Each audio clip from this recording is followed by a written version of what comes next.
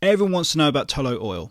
I'm getting emails, comments. Look at my previous videos and check out the comments. You'll see Tullow Oil mentioned all the time. I'm thinking to myself, I've never heard of this company before. Who the hell is this Tullow Oil company? So I take a look and I'm trying to work out why is everyone interested in Tullow Oil. Then I see the share price and how far it's fallen. 25 pence a share. Now I understand why everyone cares about Tullow Oil.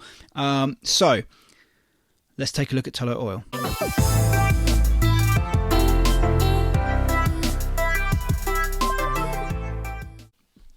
Hey there guys, welcome to the show. Welcome to episode number 30.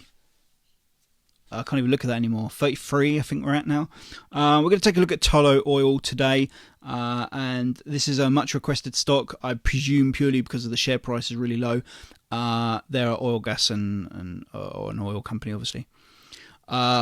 Share price is down at 25 pence per share, so it's really cheap. And everyone wants to know if this is a bargain, I guess. So I can tell you guys now, this is going to be a bit of a car crash. Let's take a look at the numbers. Okay, let's take a look at Tullow Oil PLC. Epic code is TLW. They're in the FTSE 250. They're an oil and gas producer in that sector. So, the numbers here already screaming to me, run away. Straight away, I'm looking at these numbers and I'm thinking there's some issues here. We can see revenue has grown over 2008 to 2013 from just shy of 700 million to 2.6 billion. So some fantastic growth over 2008 to 2013. Since then, however, we seem to have dropped off a little bit. We've gone all the way down to 2015, down to 1.6 billion. Down to 1.2, and then we have climbed back up, but we're still back at that kind of 1.6, 1.7 billion. And so you could argue then that really the last 5 years, we haven't really, as a company here, grown much. Stuck at that kind of 1.6 billion mark. Obviously, there's been peaks and troughs along the way, but we're still really sitting at that position, and we can't really argue that there's been significant growth there in revenue. Looking at the gross margin, the gross margin's okay. We can see here that we're sitting at 42.5%. It's been up and down over the years. Not really a huge amount of consistency there. I would argue that it's been a bit of a roller coaster ride there from 49% and previous 50%. Down to 36, then back up to nearly 50. Now sitting at 40. I mean, it's all over the place. But it's okay. It's at a level that doesn't really seriously concern me. What really seriously concerns me here is the expenses. Just take a look at 2019's expenses. 191.2% of the gross profit spent on expenses. That's 1.3 billion.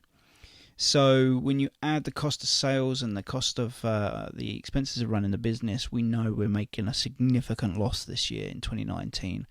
And unfortunately, this has been something that historically has been part of Tullow Oil for quite some time. These huge expenses spikes that we've seen. The other years, it's not so bad. But look at the inconsistency. 17.7% of the gross profit spent on expenses in 2011. Then the next year, 64%. The next year, 73%. Then up to 168, nearly 200. Then breaching 200 in 2016. Then a drop in 2017 down to a more comfortable 38% of the gross profit being spent on expenses.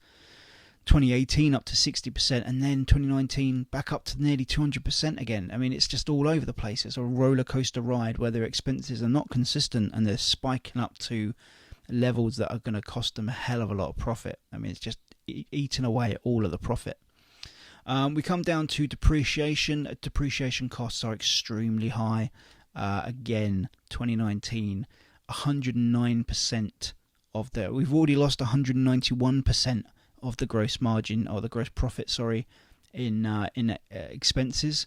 We've now lost another 109% on depreciation and amortization costs at 781 million.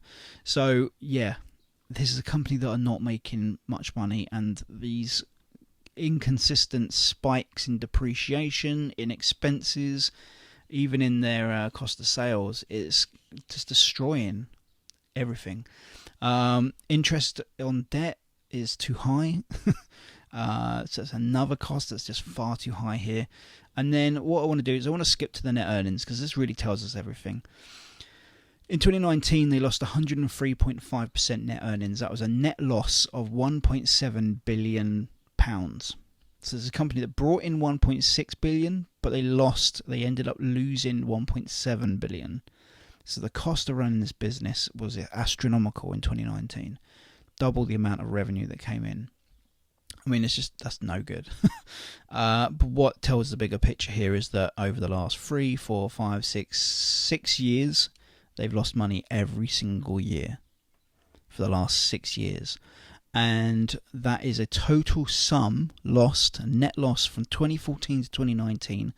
This company has lost its shareholders £5 billion. Prior to that, there were also a couple of losses. There was a loss year in 2012. There was a loss year in 2008. And very little in the way of profits. 2011 was their best year, where they made 650 million in profit. That was actually a decent year for this company. Everything else has been a train wreck, and they just lost money every single year. They're hemorrhaging cash. Now, this is an oil and gas producer. This is a company I'm going absolutely nowhere near. Let's take a look at the balance sheet. Balance sheet doesn't look too bad, to be fair. They obviously own a lot of property, plant and equipment, and the value of that property, plant and equipment has dropped off considerably. 2017, it's 5.2 billion worth of assets in property, plant and equipment. That fell to 4.9 billion, and then 2019 fell to 3.8 billion. So they've lost billions in property, plant and equipment over just the last 3 years. Total assets have fallen from a peak in what looks to be 2013 at 11.5 billion down to 8.2 billion. So every year almost it's been just falling and falling. So assets are on their way out. They seem to be losing a lot of asset value. And when we look at the debt outstanding, we're looking at 3 billion in debt. Now, 3 billion in debt, we would normally look at, well, what's the company earning relative to that debt level? Well, they're not. They're not making any profit. In fact, they lost 1.7 billion last year. So that concerns me, is that they got 3 billion worth of debt, and it probably, if this was a profitable company, maybe that wouldn't be too bad. But the fact that they've got 3 billion outstanding and they're struggling to make any money is a concern, for sure. And they may have a plan to deal with that, but for me as an investor, I'm not interested. Their retained earnings down at minus 1.1 billion. Now, the last let's go back to 2013 when they were sitting on 3.9 billion in retained earnings. That fell to 2.3 billion, 1.3 billion the next year, down to 0.7 billion, 681 million in 2017. It's just fallen every year, but it fell from 2018 650 million in retained earnings down to minus 1.1 billion. I mean, that is a 278% drop. So 2019, not a good year for Tullow Oil, a disaster in terms of financials for sure. They spend a hell of a lot of money on purchase of property, plant and equipment as a company, and overall these numbers are not good. These are numbers that are the polar opposite of what I look for in companies, and I would be going nowhere near Tullow Oil.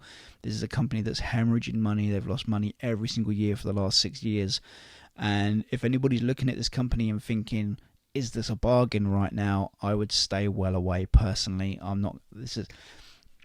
For me, I don't care what the share price is doing in this particular company. This is a company I will be staying well away from. But let's go and take a look at the chart. Okay, so looking at the chart, this is pretty much exactly what I expected to see. So from 2012, the share price has been dropping significantly. We were previously at a high of around £13.50 a share. That was back in March 2012, and we have just been falling year on year, to the point where it kind of bottomed out at about £2 a share in April 2016, and it's been stuck there. It's been stuck in a range essentially between about £1.50 and £3 a share over the last 4 years, and it's been stuck at that £2 per share £2 a share range for quite some time now. And then we saw a massive drop off in November 2019. So this is prior to the 2020 crash.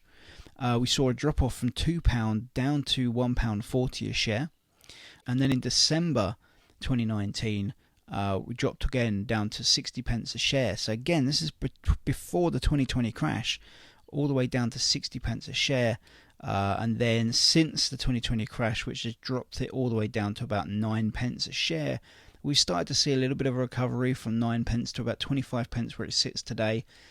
But this is a company that I'm not even interested in at 25 pence a share, because it's not making any money. There's no sign there in the numbers that there is opportunity for significant growth in this business. They would need to make some fundamental changes, some huge changes, to turn this company around and start making big profits. And I don't want Tullow Oil in my portfolio, not even at 25 pence a share personally.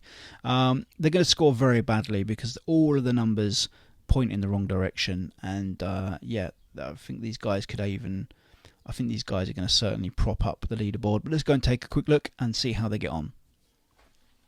So in terms of what I'm looking for in a stock, these guys are the worst company we've seen so far, by far.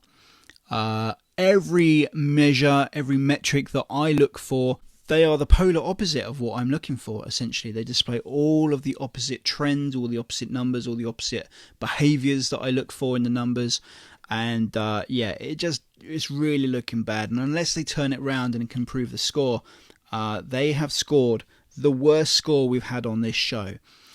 So when anyone asks me, therefore, is 25 pence a bargain, I'm going to say to them, in my opinion, no. In my opinion, they deserve to be at 25 pence per share, and I worry about the future of that particular company.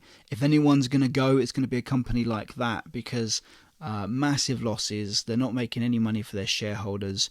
There's no earnings per share to even talk about. In terms of pricing, you do get some decent assets for your price. We're looking at, once you've taken the equity of the company and you divided that by the outstanding shares, you're looking at about 70 pence per share in equity. Well, we're buying them for 25 pence, so you're getting a decent deal there. 25 pence is a low price. It is a steal for a company of this size with the equity that it has, but you've got to factor in the performance of the business. Where is it going to go in the future? Well, unless they dramatically turn things around, that can't be sustainable, the numbers that we've looked at, and they are going to need some assistance, and they've got huge debts to pay, and at the moment they're making 5 billion in losses over the last God knows how many years it was, but it's not looking good at all. And so these guys unfortunately score very, very poorly. They don't even make it onto the leaderboard. That's the first time I've analysed a company on this show who haven't made it onto the leaderboard. They scored a minus 140 points. They ain't going up on the board, guys. That's how bad it was. So, I'm not interested in Tullow Oil. That's not writing off oil companies full stop. We may find some companies out there that are great investments, but this one is not one of them for me. Thank you very much for watching, guys. I'll see you on Thursday for the next episode. Until then, thanks for watching.